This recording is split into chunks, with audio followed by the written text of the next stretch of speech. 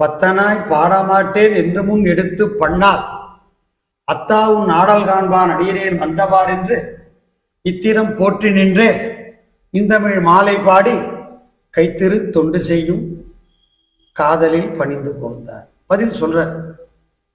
ஏப்பா வந்தேன்னு கேட்கிறார் சுவாமி. அத்தா, நம்ம இங்க ஒன்று தெரிஞ்சுக்கிறோம். நடராஜரை பார்க்க முடியாது, திருக்கூத்தை தான் பார்க்க முடியும். அதுவும் அம்பாள் காட்டை தான் பார்க்க முடியும்.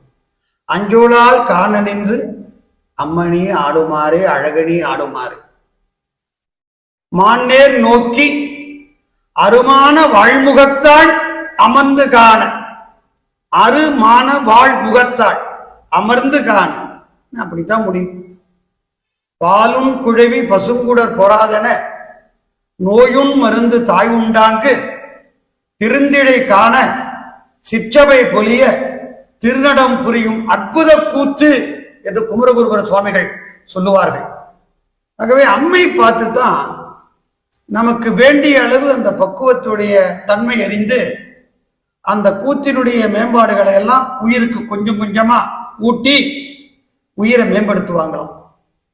ஞான முதிர்ச்சியிலையும் பக்குவ வளர்ச்சியிலையும் அந்த உயிரை செலுத்துவாங்களாம். அதை சொல்ற அப்பமூர்த்திகள், உன் ஆடல் காண்பான் அடியனேன் வந்தவாறு.